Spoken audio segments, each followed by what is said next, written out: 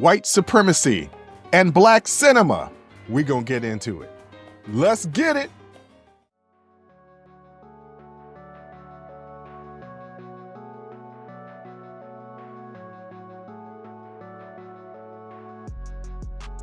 Welcome. First of all, welcome. This is Unsolicited Perspectives. I'm your host, Bruce Anthony, here to lead the conversation in important events and topics that are shaping today's society. Join the conversation and follow us wherever you get your audio podcasts. Subscribe to our YouTube channel for our video podcast, YouTube exclusive content, and our YouTube membership. Rate, review, like, comment, share. Share with your friends, share with your family. Hell, even share with your enemies. On today's episode, I'm here with my sis, Jay Aundrea. We're going to be dilly-dadding a little bit. Then we're going to be talking about white supremacy. And then we're going to be talking about the top 10 black movies. But that's enough of the intro. Let's get to the show.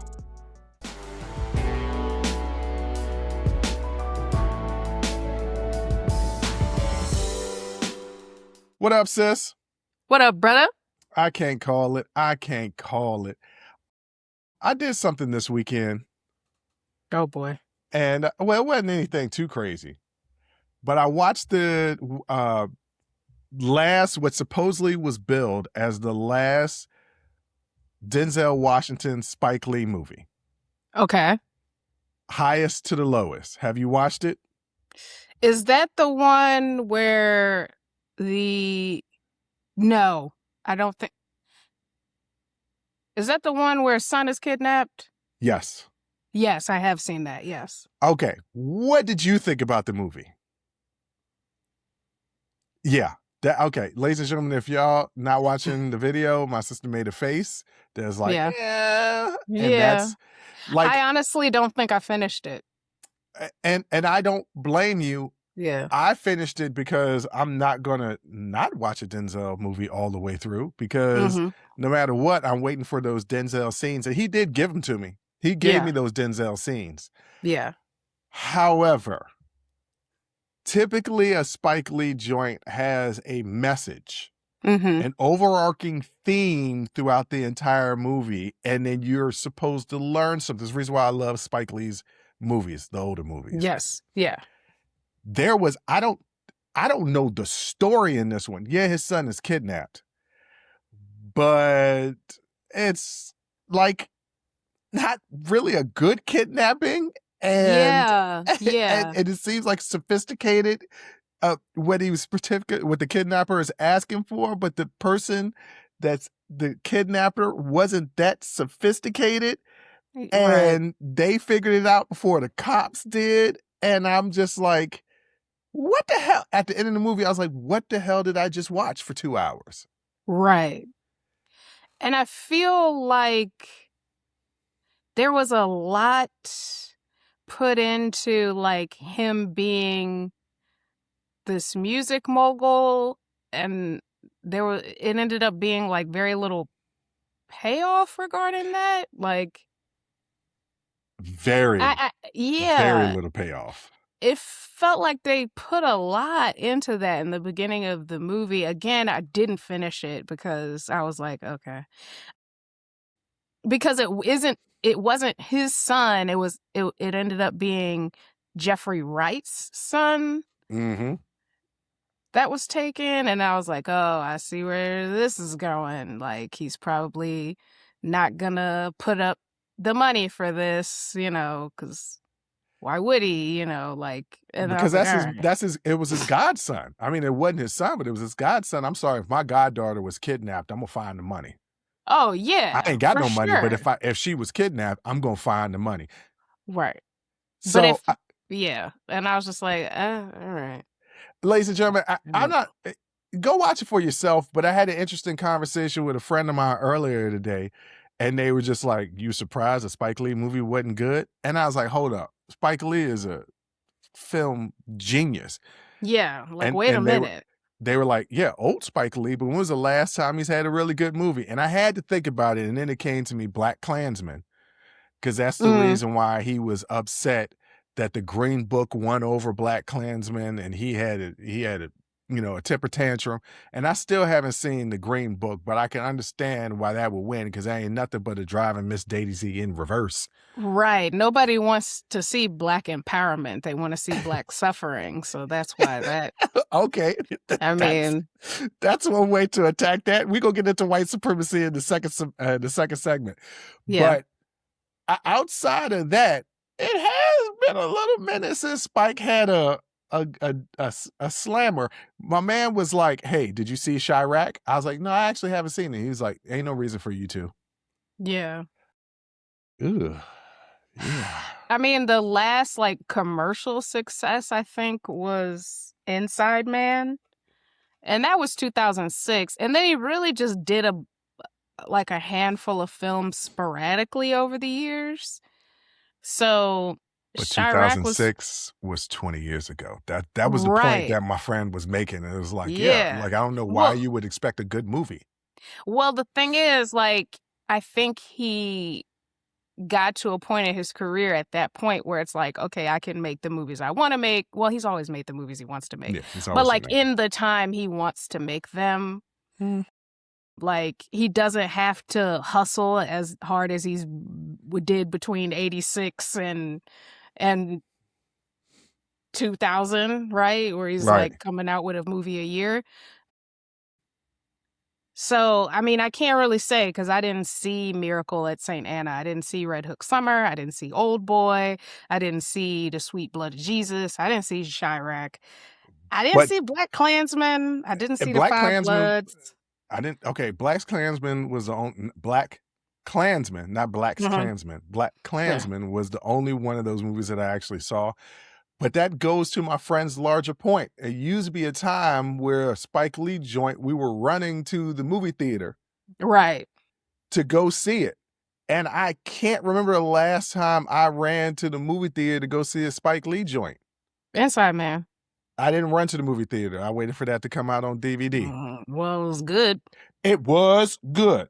And that was the last good Denzel Spike Lee movie. But their start was Mo Better Blues and then Malcolm X. So it's only downhill from that because you can't top pretty much Malcolm X. Yeah.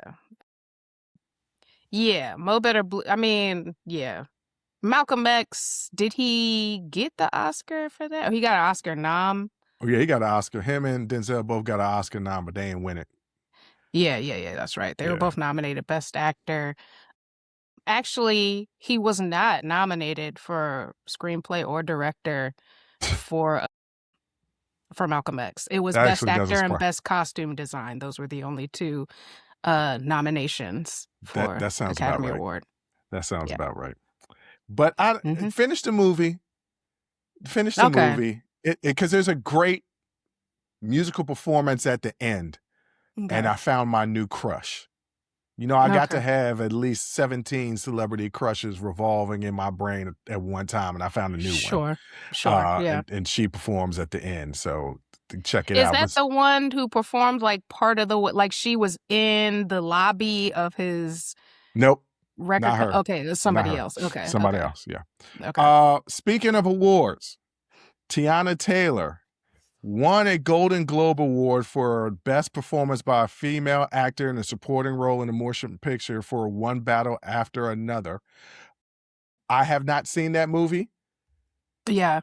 I haven't seen it either, but I love Teyana Taylor. I love everybody that's in that movie, so I'm very excited to watch it. You love Teyana Taylor as a person or an actress? Both. As a singer first, as a recording artist first. Yeah. As an actress, I don't really know. I don't know her as a person, so I can't really say. Well, and through interviews, and she seemed like seemed cool. Yeah, she seemed cool. Like a typical New York woman, just cool but with a mouth. I had an epiphany while watching. I didn't watch the Golden Globes. I was watching the highlights.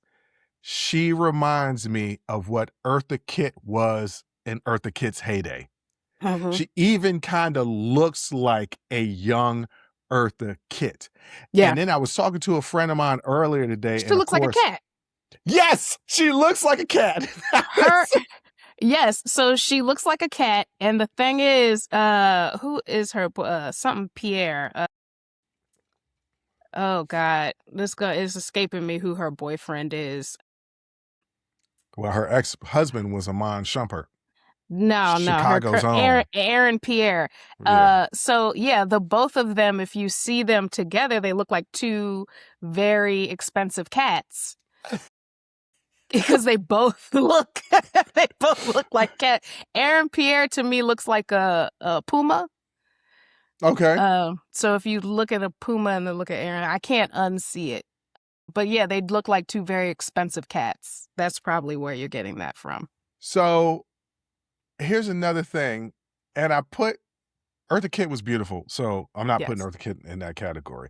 But I'm putting Teyana Taylor and Angelina Jolie in a similar category. And this is what I mean by this. And, and ladies and gentlemen, I know I just gave a whole segment about men judging women's looks. I'm not judging their looks. Oh boy. Okay. I'm not judging their looks. Okay. It sounds like that's what's about to happen. She's beautiful. She's an attractive woman. I'm not judging her looks. Yes. However, this sex symbol thing is all-encompassing, because as pretty as she is, I don't see her being like, to me, she is becoming the Black female sex symbol, kind of like Angelina Jolie was. But like when you compared with Brad Pitt left Jennifer Aniston for Angelina Jolie, I was like, why he do that? And Jennifer Aniston is more my speed, but everybody was like girl next door look. And that's not who Angelina Jolie or Teyana Taylor are. They have exactly a very what the hell unique, it is. Yeah, they have a very unique look. But Teyana Taylor, talented body T. She's a sex symbol. To me, it's. I think she is the female Black sex symbol. I can't think. Well, my girl Kelly Rowland, but they're different. They're different. Yes. Right? They're different. Kelly Rowland is girl next door. Oh, that's the reason why I love her so much. Yeah, I like them girl next doors. Hey, look, if you got glasses and you short and you look like a girl next door, you got my heart. I don't want you to be the girl next door. I want you to look like the girl next door. But no, I think she can be, I think this is a great stepping stone. She's come a long way from the Tyler Perry movie where she was yelling out, Byron. She's come a long way, and I love to see this. Little upset that my girl was in the regina and a lot of her scenes got cut out. Who, Regina Hall? Yes. I haven't seen the movie yet, but just the fact that I won't see Regina Hall disappoints me, but I'm happy for Teyana Taylor. I really, really am truly happy for who should be, even though Denise's daughter did a good job playing Catwoman. Teyana Taylor would be great as Catwoman. Why? Because she looks like a cat. She already looked like a cat. Yes. Yeah. Yeah. Agreed. And the dude, Pierre, he looked different too. I don't know why he getting all this publicity as, this sex symbol, but he is going to be the Green Lantern. So that's pretty cool, I mean, he's English, he's light skinned, he got light eyes. It's not hard math to see how he got put into that position. But to me, he looks like a large cat. And I can't unsee that. And so that's where I'm at with that. They're both very attractive, though. Yeah, they're attractive, but he ain't no Blair Underwood. That's all I'm going to say. Well, Blair Underwood, again, in a class by himself. Like, in a class by himself? Yeah, he's in a class by himself. All right. Speaking on being in a class by yourself, we're going to talk about white people in white supremacy and that privilege next.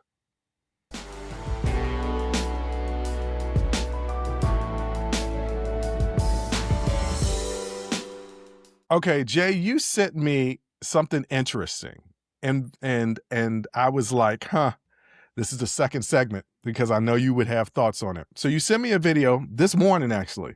In the video, this white woman is talking about basically what's happened with Renee Nicole Good, who was the woman that was shot in Minneapolis by the ICE agent. That the DOJ and the FBI have already said they're not going to investigate the shooting. So there's not going to be any resolution to that under this administration. But in that video, the woman said, yes, this is what happens when white people go against white supremacy. You lose the privilege of being white, and harm can come to you in the process. This is something that's happened, I know, throughout history here in the United States. And yes, we are talking about white supremacy, and my sister is going to give her thoughts about this particular video. But this isn't a segment of us bashing white people. I'm actually going to give white people who have sacrificed their white privilege in combat of white supremacy their flowers in this segment. Because there's a lot of y'all out there. A lot of my friends are out there, and they're down for the cause, even sometimes stronger than me. And I'd be like, damn, you ain't got to be, like, you could take some days off. You ain't got to do this every moment of every day. It's going to be overwhelming. But I'm glad that you in it and recognize it. But you said you had thoughts, and I'm curious to hear what your thoughts are. Yeah, I mean, I think she's absolutely right that by truly being an ally, right, which is putting your body on the line, right? And what I mean by that is stepping in between the oppressor and the oppressed, right? Actually filling that gap with yourself and saying no, right? You do lose the benefits of your proximity to whiteness and to white supremacy. Like, you lose the benefit of your whiteness by putting yourself in that position, and you do open yourself up to a violence that you would not normally ever come across. Like, you would normally never even, it wouldn't even be on your radar. It's part of the reason why the civil rights movement was so impactful, is because it televised the revolution, right? It put this kind of violence that Black people were experiencing, particularly state-sanctioned violence at the hands of police, but also domestic terror groups like the KKK, it put that violence that they were experiencing right into the homes of white people, into their living room. And so a violence that you would never, ever encounter as a white person in this country, by filling up that gap between the oppressed and the oppressor, you do open yourself up to that violence by way of losing your proximity to white privilege. And I think that it's what happened in Minneapolis should have never happened. And the fact that it's not going to be investigated is not surprising.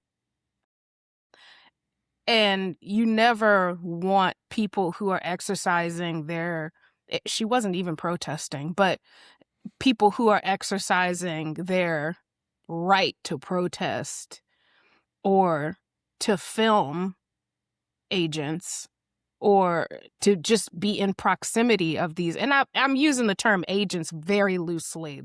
These are people, somebody had a sign that was very true. It's too lazy to be soldiers, too dumb to be cops. And so they became ICE, quote unquote, agents, and they cosplay as law enforcement. But you should never have to deal with violence by exercising your constitutional rights, especially for protest. And so knowing that real allyship puts you closer to Blackness, right? Or otherness. That's a reason why you don't find a lot of true allies, because they know that to stand in that place is to align themselves with otherness, blackness, whatever they're standing up for, right?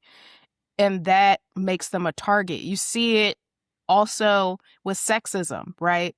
The idea of, oh, you're a simp, you're a beta male, just because you're advocating for equity, right, between the sexes, just because you're advocating that for women to feel safe in public spaces or things like that, you get attacked. You lose your proximity to masculinity in the eyes of people who benefit from a supremacist culture. So yeah, I think she's absolutely right, and it is something that is normal for us because we're always in a position to encounter that kind of violence because we don't have proximity to white supremacy. So this is par for the course for us. We assume that we're going to be met with some sort of violence.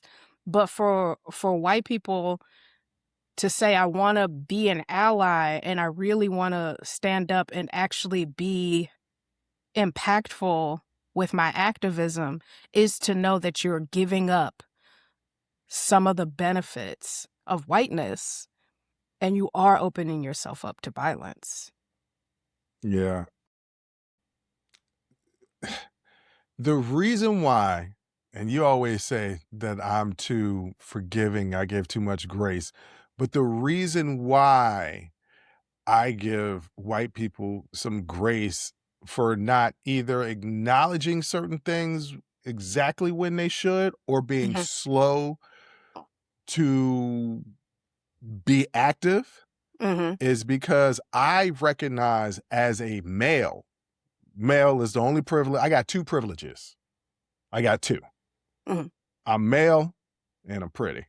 Right? Like I got, those are the only two privileges that I got. You're cisgender, you're educated, you're in a certain economic class. There are several privileges that you have. I like the two that I named. But all right. So I understand what it's like to be in privilege. The little privilege that I have. I also understand how hard it is to get that bad boy up for a cause. Yeah. Right? Another privilege I have is time. I have time. I have time to donate that time for services for good. Do I? No. Why? Because I like the privilege of having my time. So I understand what it's like not wanting to give up that privilege, either consciously or subconsciously. Like I get it. I get it. Yeah. But I said I was going to give white people their flowers in this segment because yes, that person that was an ICE agent that shot that woman, he was definitely white. And don't get me wrong, all the domestic terror in this country, white people. From the beginning of the foundation of this country, white people.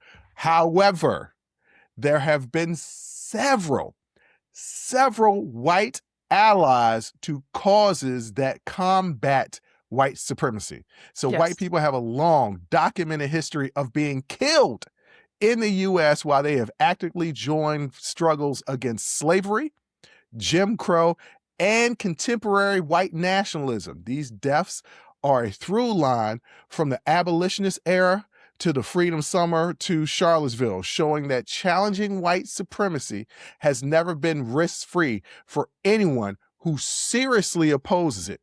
We're going all the way back to Elijah Parrish Lovejoy. Who was that? Y'all are like, Bruce, who was that? He was a white Presbyterian minister and abolitionist editor. He was murdered in 1837 by pro-slavery mob in Alton, Illinois, while defending his anti-slavery printing press. He was shot 5 times as the mob tried to burn the warehouse and destroy his press. Lovejoy's killing was widely described as a martyrdom for the abolitionist cause and sparked national outrage, especially among Northern anti-slavery activists. So, when you give up your proximity to whiteness and white supremacy, and you give your life to it, 9 times out of 10, it's not a loss of life for no reason. There have been many of Black civil rights leaders, Black abolitionists that have lost their lives and hasn't done a thing to move the movement further, aside galvanize the people who are already moving in that movement, right? Right.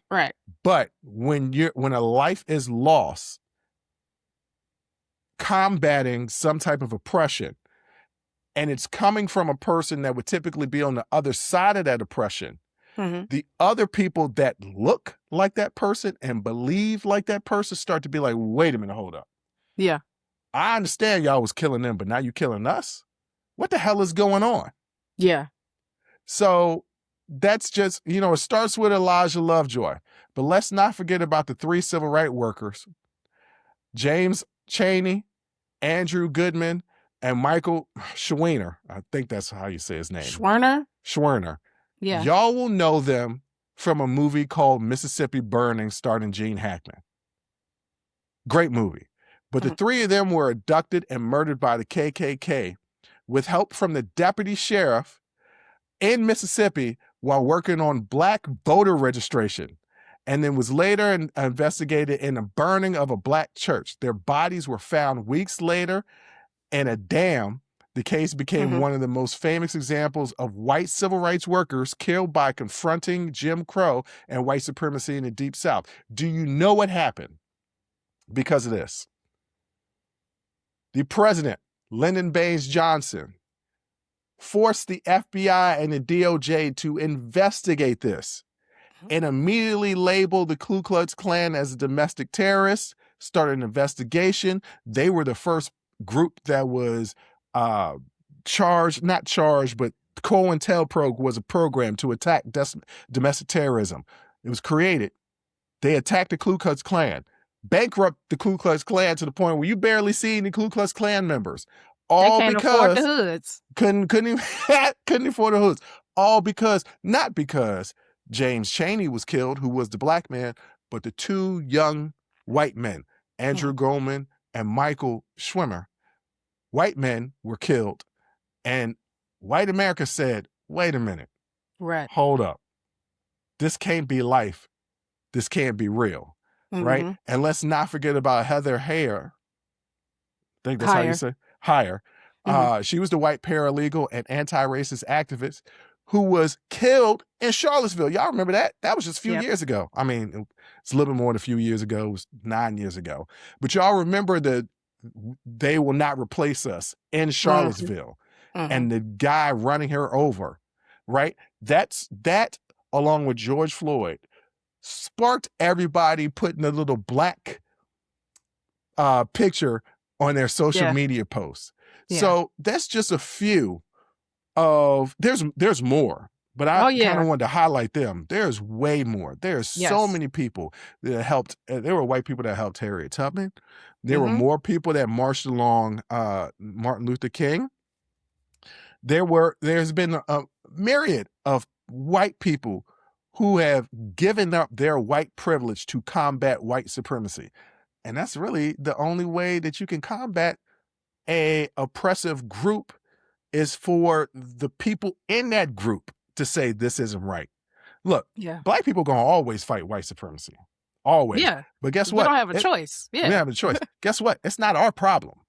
It's not our problem that white people feeding into white supremacy, Stephen Miller, Donald Trump, the whole Trump administration, Pete Hegseth, all these people. Everybody, all of them. Not everybody. If you're in the Trump administration as a choice, if you've made a choice to be MAGA, I'm going to safely assume that you are a white supremacist or a white nationalist. Yeah. Period. Yeah. Even if you are Black, even if you are Latino, even if you are Asian, I do not care. Even if you are a woman, even if you are queer, if you are choosing to align yourself with people who are actively pushing white nationalism and white supremacy, I'm going to safely assume and be 99.9999999% correct in my assumption that you too are a white nationalist and a white supremacist. Yeah. But the larger point that we're trying to make is this was a travesty that what happened to Renee Nicole Yes. Good. In And I every made sense of the word, the fact that it is not going to be investigated is just compounding the tragedy. The fact that ICE agents in Minneapolis are actually telling people, and it's on video, you guys didn't learn from what just happened. And learn what is usually the response they get. What did I learn? That I can't be in proximity of ICE, quote, agents and without risking my life? That's the lesson? Okay. we're gonna talk more about what I feel about that on an after hours that we're gonna film later on. So I'm gonna have to make a note that that's gonna be one of the topics. Y'all need to check out the after hours because I didn't reprogram that and we getting serious. We need to talk about some stuff that yeah, I'm gonna give my true thoughts of ICE and all that stuff. But I made this comment on my show on Tuesday that this tragedy unfortunately wasn't a necessity. And it shows it was almost like, well, as soon as you sent me the video, I said I know exactly where I want to take my thoughts on this. And my thoughts were, yes, the only way to combat white supremacy is giving up the white privilege. Completely agree with the woman. But also giving up that white privilege means most of the time that you're giving up your life. And unfortunately, that's the only way that there has ever been a civil rights progress in this country. Somebody got to lose their life. It's somebody that looks like the majority has to lose their life because seeing lynchings, the Emmett Till lynching that freaked out Black America. It didn't really freak out white America. No, because if you remember lynchings, they have picnics. They have take picnics pieces of the with body. little They kids. invite children. They Which, so that's not. by the way, we're talking about white supremacists here. Always talking about Black people being animals. That's some It's animalistic, barbaric. barbaric type of actions. And this wasn't that long ago, ladies and gentlemen. Everybody was like, that was so long ago. It's my parents' generation. No. My parents were alive when that stuff was happening. Yes. Michael Jackson and the Jackson 5 was a thing. Now, 60 years ago to you might be a really long time ago, but you know somebody who is 60, 70 years old that's important to you, that you love, and they were alive during that time. Yes. So you're going to look back when you're 70 years old and maybe your seminal moment was September 11th, or maybe it will be the pandemic, right? And you're going to tell somebody about that time and they'll be like, that was so long ago. But those things were impactful. Yes. You still you still like experienced them.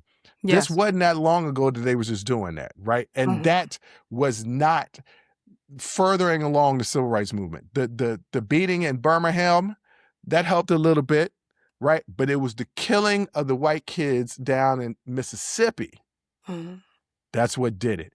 And unfortunately, Renee Nicole Good was assassinated.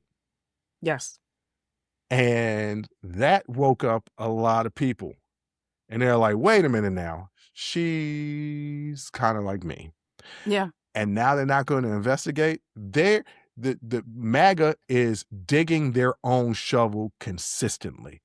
I always say, if they were smart, you take a little bit at a time so people don't notice. Move slowly. They're incredibly ambitious. Trump is on a tight timeline, right?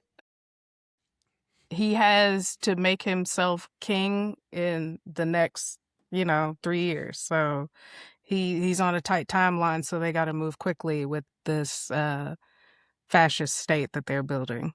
Yeah, they're building it. What are your final thoughts? Because it does, if white people, and we have a lot of white fans, I know sometimes they got to be like, it's not my fault. And once Yeah. again, we're not talking directly to you. Right. Because if you listen to the show, then you're an ally. But it does sometimes, when I do listen back to the show, to be like, damn, kind of seem like we're attacking white folks, and that's not how we truly feel. I wanted to give white folks, white allies, their flowers. And like I said, I got a lot of friends, and I'm just like, yo, you could take Sunday off. like Yeah.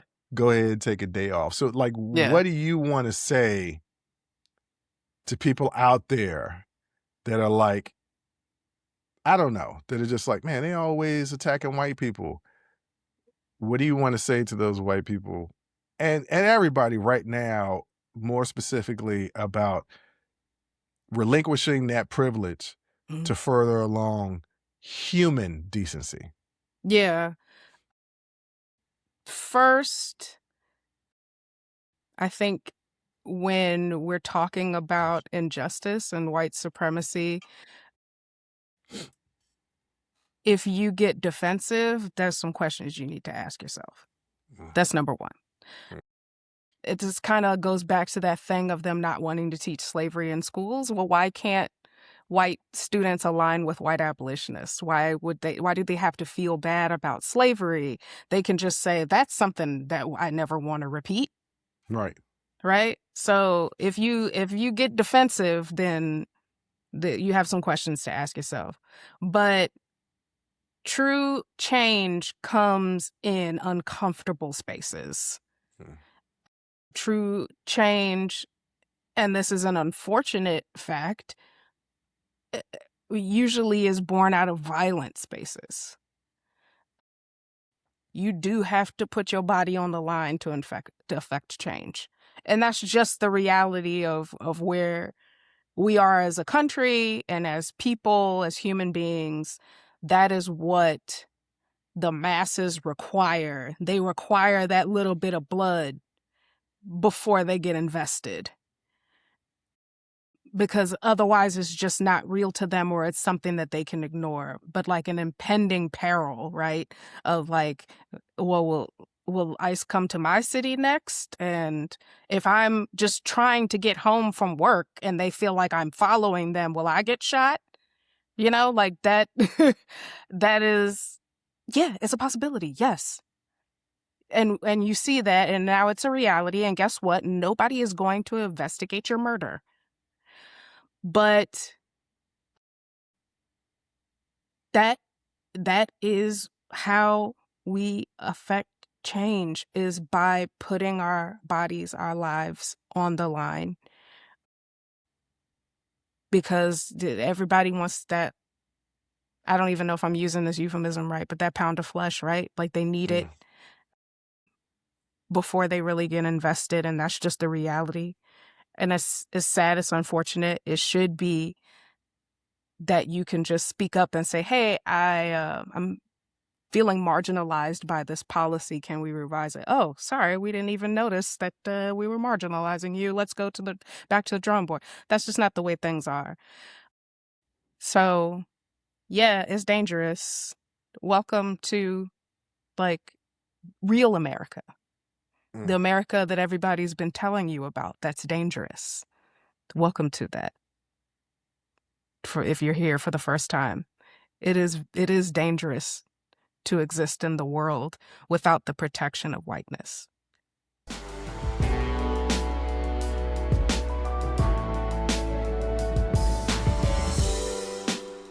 Okay, Jay, let's lighten the mood and do a top 10 list.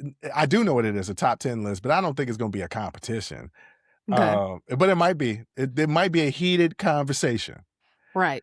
This top 10 list is the top 10 movies that are Black movies that everybody must see, right? Okay. That are not just exclusively just for Black people. But if Black people that are of a certain age, adults, have not seen these movies, we can strip away their Black card. And we mean old ass adults. Like you gotta be 35 and up. Like no, honestly, you can be 21. You can be 21 because you got some siblings. If they haven't seen it, it's been a knock on those people and their family and around them. Because there's no reason why you should not have seen these top 10 movies. Now, we got 50 to choose from, and I put them in different categories. Okay. So we're going to pull out the best from each category and then make our top 10 list from that. So for our people who are not Black, these are great movies to watch to learn about the true Black experience. Yeah. Because these are Black movies done by Black people. Not Black stuff done by non-Black people. Okay. Yes. All right. So let's start with the core classics, right? Mm-hmm. Core classics. Malcolm X, Do the Right Thing, Boys in the Hood, Menace to Society, Cooley High, A Raisin in the Sun, The Color Purple, Ease Bayou, Daughters of the Dust, and Hoop Dreams. Now, out of those movies, which are you automatically pulling with? This is definitely in the top 10. Menace to Society. And you might be a little surprised. You might be a little surprised. Not a little, very surprised. Why I would pick Menace to Society, especially because Boys in the Hood is in there. Yeah. Here's why. I felt Menace to Society was more true to life than Boys in the Hood, in that you do not get a happy ending. Trey ends up going off to college, and I mean, we expected Doughboy not to make it, and Ricky stopped to pee while they was being but he chased passed them by test scores. Okay, but it's still like you kind of, there's certain things you kind of expected. To me, it felt like the story of Kane. Yeah, Kane. Kane in Menace to Society. The fact that, you know, first of all, the situation in which he grew up, right? Not raised by his parents. He was raised by his grandparents. They were overly strict and very religious. And as soon as he got involved in anything illegal, they kicked him out with no thought of like where he would go, right? Like that. But Trey went to his daddy house when he started acting up. You know what I'm saying? Because he had a daddy to go to. Right. Okay. The element that Kane was around him, he didn't even really want better for himself. Like, he really wasn't even on that type of time. Like, Trey wanted to go to college, wanted to, you know, it really felt like Kane really wasn't even on that type of time. And that's the kind of apathy that I think you really do find of like, this is my situation. This is what I'm in. Okay. I'm not going to think outside of the scope of what I'm in. I just felt like Kane's story was much more realistic than Trey's. Okay. The reason why I got this dumbfounded look on my face is because from those movies, you immediately went to Menace to Society. Before Malcolm X, before Do the Right Thing, before Cooley High and Cochise, before The Color Purple, before Ease Bayou, you went to Menace to Society. And I feel like you missed the movie that gave you everything in Menace to Society, but better. And that's Hoop Dreams, which is a documentary. It's not sensationalized. Right. It's a true story of two families in the inner city of Chicago trying to make their way out. Yeah, but again, I'm talking about the point is we're supposed to pick films that represent the Black experience, right? Yeah. And part of that is the apathy that comes with certain circumstances. Okay. Like you want that growth story, and I'm telling you that it's usually not there. Like, you're in Hoop Dreams, it's somebody trying to get out. Yes. Cooley High, they're trying to get out. Like, that's not The Okay, type I of get what you're time saying. Kane was on. Like, you have to understand that Society there's, has destroyed the will to better your life. and that's also a real story that is present in our community. All right, okay. You pick that movie. You gonna pick anyone else out of this bunch? Menace to Society, ladies and gentlemen. That's the movie my sister picked. It's a great movie. You got me talking bad about Menace to Society, and I think it's a great movie. Yeah. You got any other movie you want to pick out of there? I'm leaning towards Daughters of the Dust. I don't know if you've seen it. It's a really great independent film, but I want to see what else is on the list. You don't have to pick just one movie out of this bunch, because I'm picking Malcolm X, Do the Right Thing, and Hoop Dreams out of here.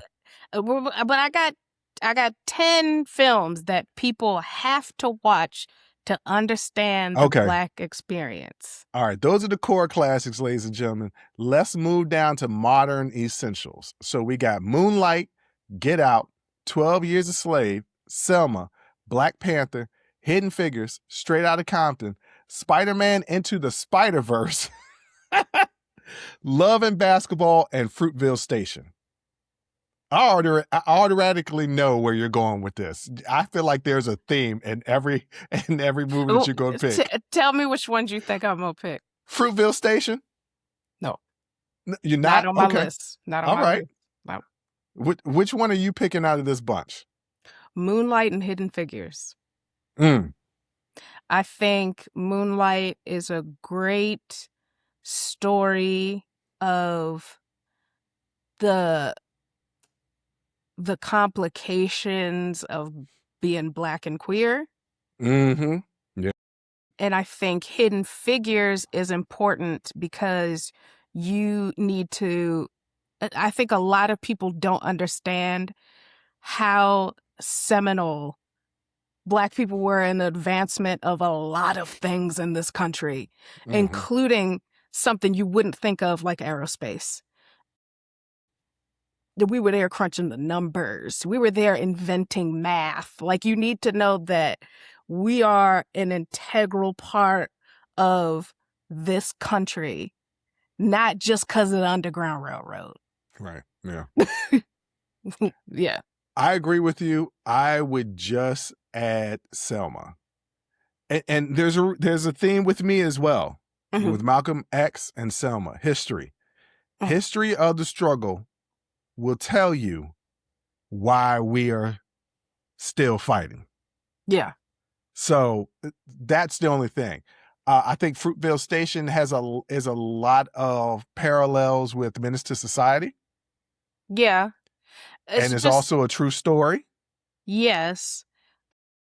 So I'm probably going to not pick anything that's like true story or historically accurate, because if you, or like historical, drama,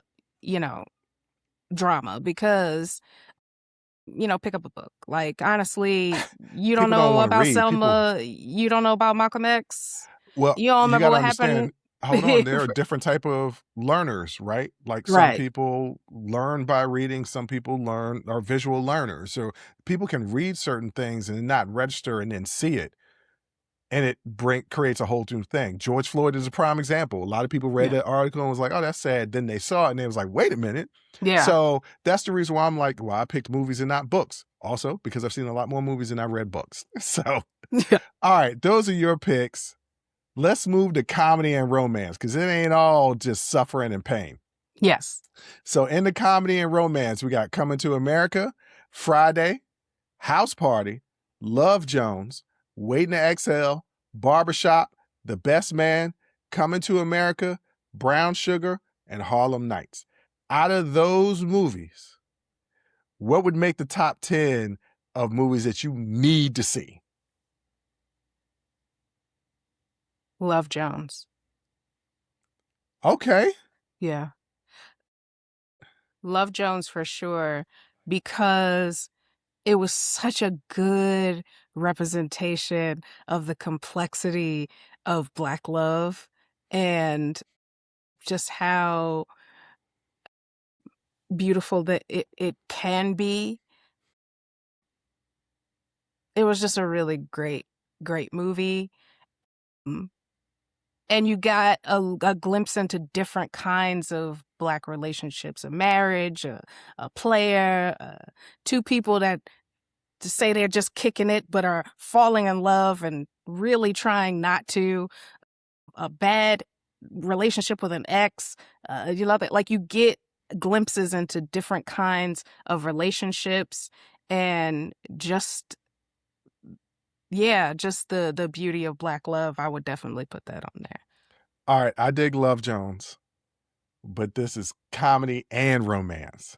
Mm-hmm. And the first thing I'm going to say is Coming to America, not Coming to America. The numeral 2, so not the sequel. Yeah. Not the sequel, Coming to America. That's a movie that everybody, Black, non-Black, needs to see. Now, does it tell you a lot about the Black experience? A little bit. No, it does a little bit. You see a lot of people in Queens. You see the Black experience in Queen, the Black Awareness Rally, and all that stuff. That's why I'm gonna be shit. But that's what I would pick. And then Brown Sugar. I don't think Brown Sugar gets its just due, because it's also talking about Black love.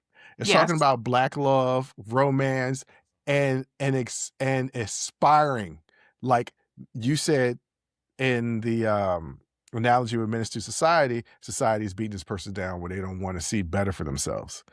And Brown Sugar, it's the opposite. It is, I'm trying to get out.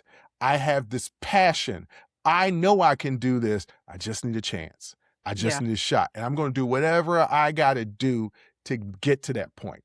And so, yes. And then Harlem Nights, right? I'm always going to choose a lot from comedy. Yeah. Because that's just what I like. All right. I think, let me think. So when I just think of quintessential Black comedy that you just have to see because it gives you an insight. I don't know why, and this is you're probably like, why is this? Dang, what is that movie? Hold on. Yeah, you would need to know the movie first before you said what it is. I would need to. I would. That's incredibly important. Soul Men. I don't know why. That does not tell you about no Black experience. That's just it doesn't tell you being about hilarious. It just is about. So the reason why I think Soul Men is honestly just that one scene in Samuel Jackson's apartment. Yeah, like if you want to know about comedic Black interaction. Like if you see us talking to each other, these two people actually care about each other. Yeah. And so when you see us talk to each other like that, IRL, and you're just like, oh my God, they must be, no, you don't understand. We actually like each other. Love each other. Yeah. Love each other. Worked together for years. Want to work together again. But this is how we communicate. That gives you a good glimpse into how we communicate. I don't know why that popped in my head, but it just did. Like I feel like Barbershop does that as well, but yeah, but in kind of a coony way. Oh, yeah, you can say that. Yeah, that's I won't argue that. All right, next category: biopics or movie driven. I guess Malcolm X could have been put in here, but no, Malcolm X is too important. I had to put it in the core. So music driven. Well, biopics and music driven. Oh, you said movie driven. Music driven. Yeah, okay. My bad. You know, sometimes mess up with players, mess up with words too. Okay, we got Ray. What's Love Got to Do with It? Purple Rain, The 5 Heartbeats, and Dreamgirls. What of those 5 movies are a must for people to go see? It's not on the list. Okay. What is it then? The Jackson's American Dream. Okay. So the Jackson's American Dream is, and I didn't put it on the list because The 5 Heartbeats is more important than the Jackson's American Dream. I don't think so. And I said I wasn't going to do anything that's like based on real life or like a biopic or something like that. Yeah, that's what you say. So you're contradicting yourself. I am. Sometimes you contradict yourself because in this instance, one, music driven, I'm going to put the whiz on there. Like, you have to see that just to No, you see don't. yes, you do, to see the breadth and width of like Black artistry, dance, acting, singing, set design, choreography, all of the things. Like, you got to see the whiz. But Jackson's American Dream, like, just if you want a story of what it takes to be Black and successful in this country, like the true sacrifices you have to make, you gotta watch Jackson's American Dream. I still think Five Heartbeats is above Jackson's American Dream. I feel like, because that's my pick from this list. It's the Five Heartbeats. To me, they didn't sacrifice anything. What are you talking about? They were performing in Jim Crow South. You don't remember when they got pulled over by the cops? Yeah, they had a You don't remember when they had the album cover and it was all white people instead of them? Yeah, those were the common occurrences in the music industry for Black people at the time. Drug abuse, that's the reason why it's kind of important. No, it's something about the sacrifices those kids made to be superstars. That is, to me, a much more compelling story. Actually, both of them are in the top 10 list, ladies and gentlemen. I'm going to be real honest. Black folks have seen both movies, and we love both movies. All right. Yeah. Final thing, and then we got to hammer out this list because we're running short on time here. Mm-mm. Crime, social realism, and blaxploitation movies. Okay. We got New Jack City, Set It Off, Juice, City of God, If Bill Street Could Talk, Shaft, Superfly, Foxy Brown, Coffee, Sweet Sweetback Badass Song, Black Caesar, Cleopatra Jones, Across 110th Street, The Mac, and Blackula. Dolomite's not on here? All right. No, Dolomite is not on here because it's a horrible movie. Yeah, it's terrible. And that's what made... No, I don't want to recommend people to go watch that movie. Oh goodness, the mock blaxploitation film that. But he was serious. It wasn't supposed to be a joke. No, it wasn't supposed to be a joke. But that's what made. Oh God, what's the name of that movie? Dolomite is his name. Black Dynamite. Black Dynamite. Yeah, Black. That's what made Black Dynamite such a good movie. Yeah, it was. All right. So what you picking? New Jack City. Okay. Juice. Mm-hmm. I'm really torn between Superfly and the Mac, but I'm leaning towards the Mac. Okay. Yeah. All right. I agree with all liked those. If Beale Street Could Talk. I like it. I mean, I honestly, all the movies that you named, I love because they're just a part of my life and my lexicon. But like, I'm gonna say the Mac.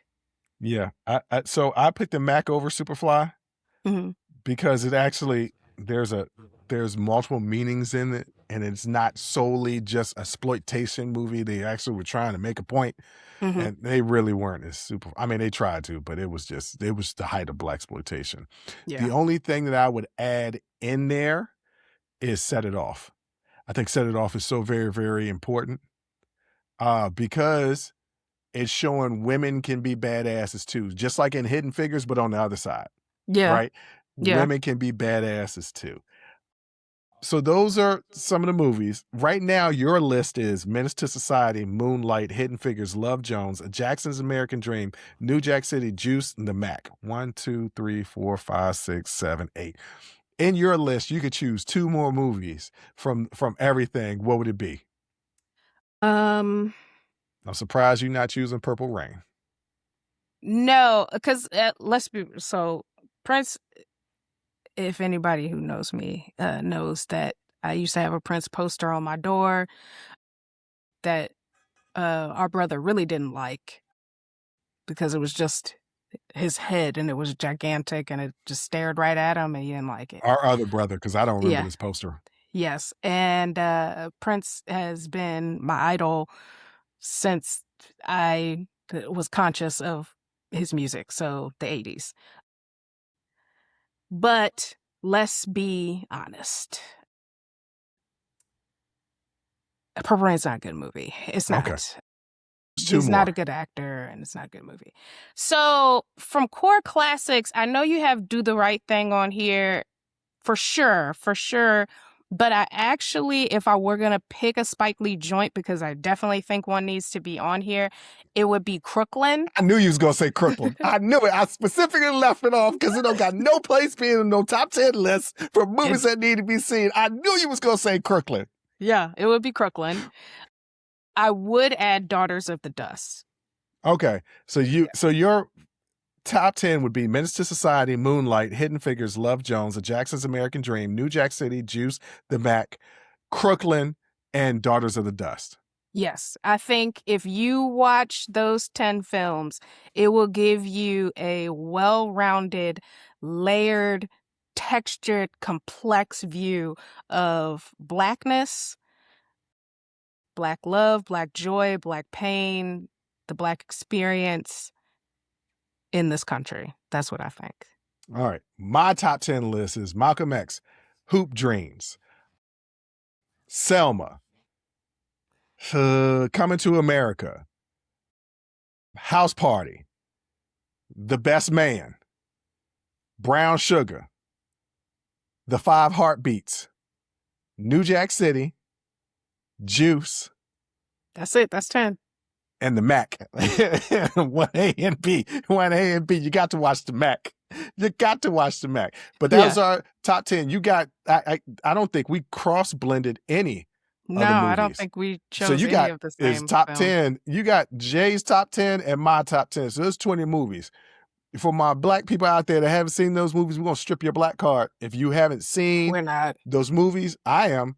And you need to go see them. And for non-Black people, go check those out. They're going to give you a little bit of a black person's experience in America with a little bit of humor, love, crime, fear, and anger. But Jay, on that note, what do you want to tell the people out there?